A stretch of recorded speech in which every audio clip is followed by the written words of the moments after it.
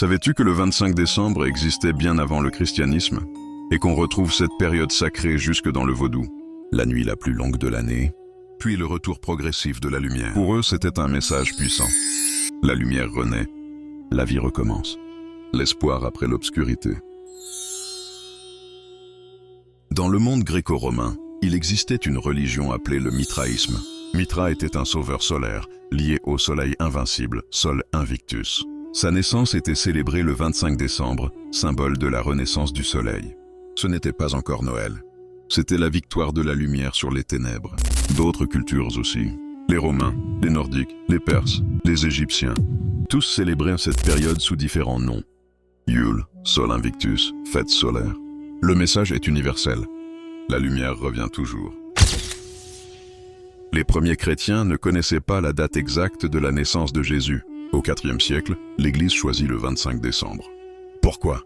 Pour remplacer les fêtes païennes par un nouveau sens. Le soleil devient alors le Christ, la lumière du monde. Et le vaudou dans tout ça? Dans le vaudou, il n'existe pas une fête officielle appelée Noël. Mais il y a eu un fort syncrétisme. Traditions africaines, calendrier chrétien imposé. Beaucoup de rites vaudous ont été calés sur les dates chrétiennes pour survivre. Entre Noël et le jour de l'an, se retrouvent des pratiques liées aux ancêtres, au renouveau.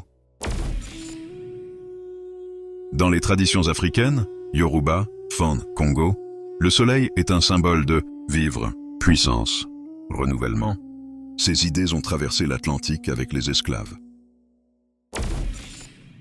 Certaines cérémonies vaudou ont lieu entre Noël et le jour de l'an, pas parce que Jésus est au centre, mais parce que c'est une période de passage, de renouveau.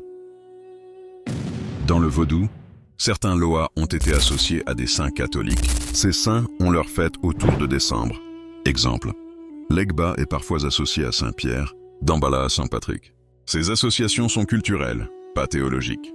En résumé, le 25 décembre dans le vaudou est une date syncrétisée, où se mêle la célébration chrétienne de Noël, naissance de Jésus, avec des rites vaudous spécifiques, notamment liés aux esprits de la nature comme Dambala Wedo, Aïda Wedo. En conclusion, le 25 décembre n'est pas une invention chrétienne. C'est une date ancienne, réinterprétée selon les croyances. À travers l'histoire, on voit une chose clairement. Les dates changent, les noms changent. Mais beaucoup de fêtes restent liées au cycle du soleil, à la nature et aux traditions anciennes. Le christianisme a fixé Noël sur une date païenne déjà existante. Le vaudou a utilisé le calendrier chrétien pour préserver ses rites. Les religions antiques célébraient le retour de la lumière. L'islam, lui, se distingue totalement. Il ne repose ni sur le soleil, ni sur les saisons, ni sur des fêtes héritées du paganisme. En islam, la lumière ne renaît pas une fois par an. La lumière est la révélation d'Allah, intemporelle, pure, sans syncrétisme.